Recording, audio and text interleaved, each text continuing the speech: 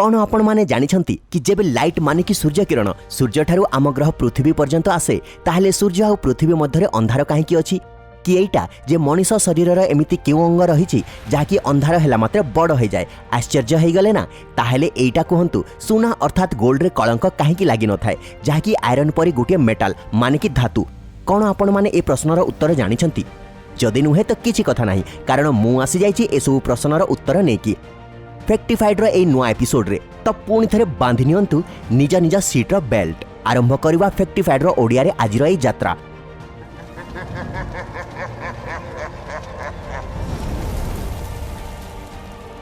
Fact number 1 सुना हलदिया रंगर गोटे metal jar संबंध धनी आउ संपत्ति सह रखा जाई थाए। राजा महाराजंक समयरु मुद्रा आउ गहना बनेबा आउ संपत्ति नेबा देवारे सुना ही व्यवहार करा जाउथिला। अन्य सबु धातुंक ठारू सुना को एते महत्व एमिति दिया जायनी।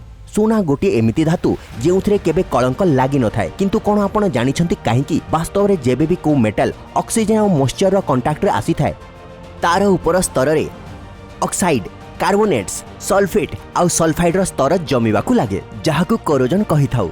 उदाहरण स्वरूप जेमिति कि लुहा उपरे कलंकी लागिबा रूपा कला पड़िबा आउ कपर किंबा तंबा उपरे सबुज रंगर आस्तरण पड़िबा एसबु कोरोजन रो एग्जांपल।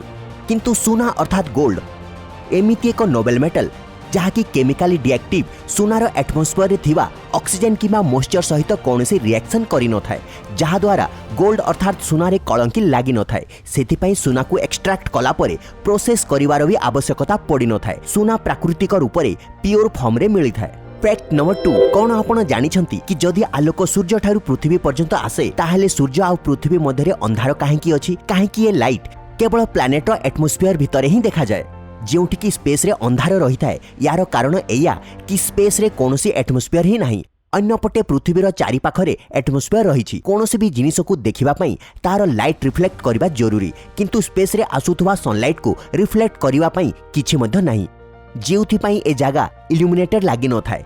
पृथ्वी ऊपर ए सनलाइट रे जिनिस गुड़िक रिफ्लेक्ट करती सेथि पई ही आपन को एठी सनलाइट चारिआडे विच्छुरित हेबार देखा जाए आउ एठी सूर्य आ पृथ्वी मझिरे स्थानटी अंधकारमय रही थाए। फैक्ट नंबर 3 ये तो हमें समस्ते जानिछे कि रक्तदान करबा गोटे पुण्यर काम रक्तदान करी काहार भी जीवन बंचा जाई पारे आउ ये प्रैक्टिस को बहुत लोक निज जीवन रे आपणे थांती जे माने रेगुलरली ब्लड डोनेट करी थांती। एमिति ही जने ब्लड डोनर्स का छोट कहानी मु आपन को कहबा को जाउछि। ऑस्ट्रेलिया रो 81 वर्षीय जेम्स हैरिसन 1954 ने 2018 पर्यंत 1137 थर ब्लड डोनेट करिसंती आउ तांकर ब्लड डोनेशन रु हजारे नुहे अथच 24 लाख शिशुंकर जीवन बंचीगला। जानिछंती केमिति वास्तव रे तांको ब्लड रे गोटे रेयर टाइप रो ब्लड प्लाज्मा रहिछि जहाँकि प्रेगनेंसी समय रे छुआंको हेउथुवा रेसस डिजीज रे बहुत भल प्रभाव पकेला आउ एई कारणरु से एका ही एते लोकंकर जीवन बंचै पारिछंती अछि ना आश्चर्यजनक।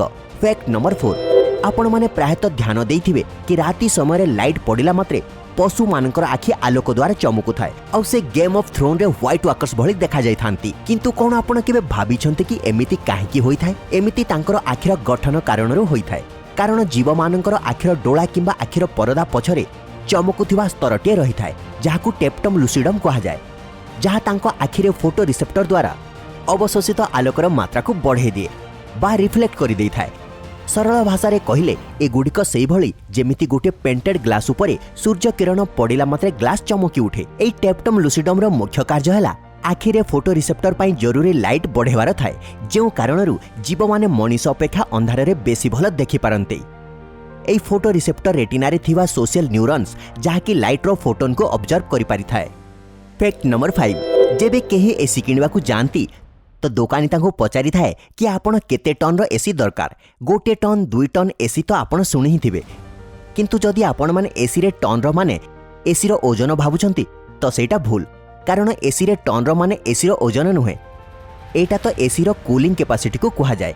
एठी यार माने थाए कि गोटे रूम को जेते कूलिंग गोटे टन रो बरफ 24 घंटा रे देई पारे सेतिकी कूलिंग गोटे टन रो एसी भी देई पारे।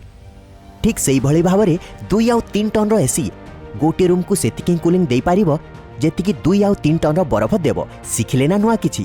फैक्ट नंबर 6 आपण माने देखि किंबा सुनी थिबे कि किछि केस रे मृत्यु परे शवर पोस्टमार्टम करा जाए जहा द्वारा मृत्युर ठीक कारण विषय जना पड़ू। किंतु कौन आपण केबे जानिछंती पोस्टमार्टम दिन रे काहे की करा जाए राति रे काहे की नुहे एमिति काहे की हुए यार उत्तर मेडिकल साइंस पाखरे अछि। मेडिकल साइंस कहिता है कि ट्यूबलाइट सीएफएल एलईडी रो आर्टिफिशियल लाइट रे इंटरनल बॉडी पार्ट्स रो कलर भल भाबरे देखा जाय न थाए जहा द्वारा एनालिसिस रे किछि मिस होई जिबार संभावना थाए आ सेइथि पई अधिकांश पोस्टमार्टम दिन बेला ही करा जाए।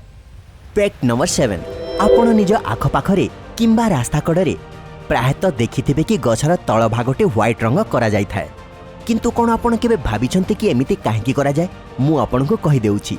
गछ तळ भागरे व्हाइट पेंट लगेबार सबुठारु मुख्य कारण हैला कि एहा द्वारा गछर नुआ स्किन छिंडेनी किंबा फाटिबारु बंची जाय।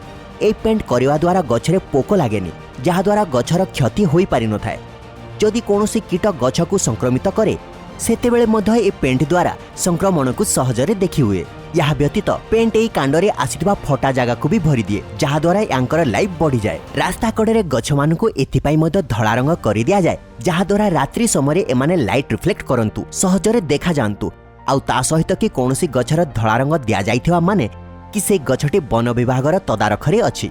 फैक्ट नंबर 8 हाई समस्ते मारंती। हाई मारिबा गोटे साधारण कथा याकू केवल मनीष नुहे जीव माने मध्य नियंती किंतु ए हाई आमे काहेकि मारू केबे भाबिछंती आपण? हाई आमे सेतेबेले मारू जेबे आमे सोईबाकू जाइथाउ नहेले जेबे सोईकी उठिथाउ किंबा जदि कोनोसी कामकू आमे करि विरक्त बा थकी जाउ। किंतु बोधे आपनकू ए विषय जाना नथिबो कि हाई हमर बॉडी मेटाबॉलिज्म पई केते लाभदायक।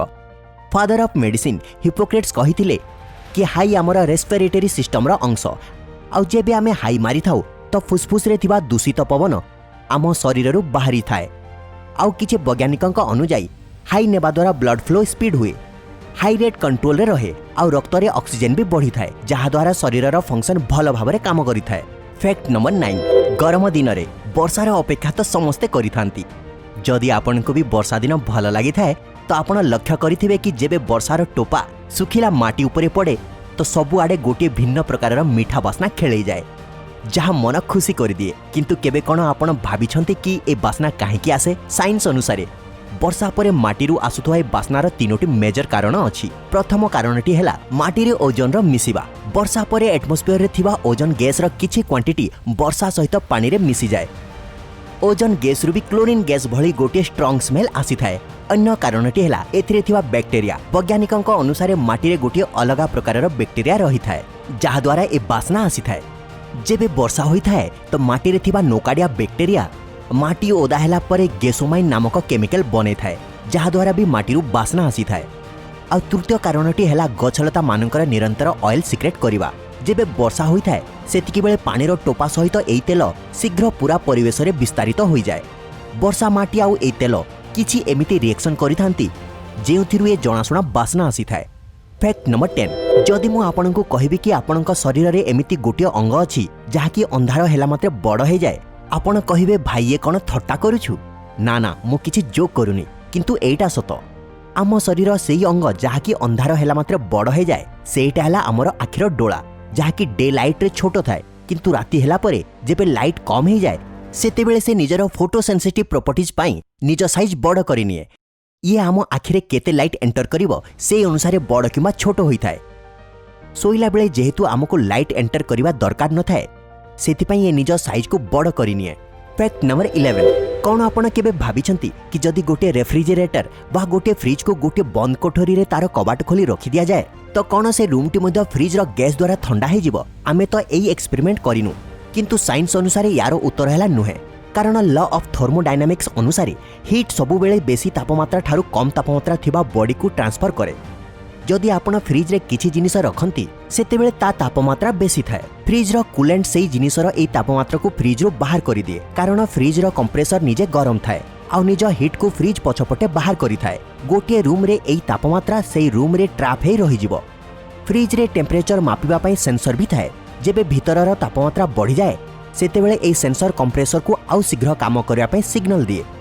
जेबे आमे फ्रिज रे कबाट गोटे रूम रे खोला रखिबा सेतेबेले एई सेंसर जेबे एई टेम्परेचर मापिबो तो सेटा बहुत बेसी आसीबो कारण रूम भी एबे फ्रिज रो गोटे अंश होई सारिछि। या परे सेंसर कंप्रेसर को जणेइबो कि भीतरर तापमात्रा बहुत बढ़ी सारिछि आ शीघ्र कूलेंट स्पीड रे चालिबाकू लागिबो। एहा द्वारा कंप्रेसर बेसी पावर नेबो आ कूलेंट आ कंप्रेसर दुईटी एका सहित मिसी रूम को बेसी गरम करि देबे।